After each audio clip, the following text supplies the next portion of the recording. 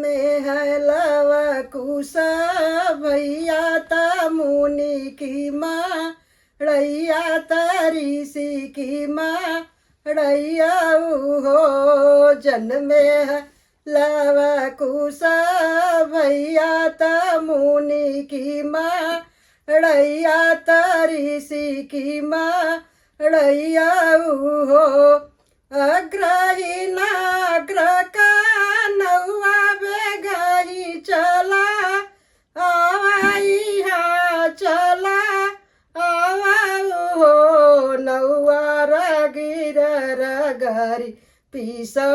हरदी रोचन पहू चावऊ रोचन पहू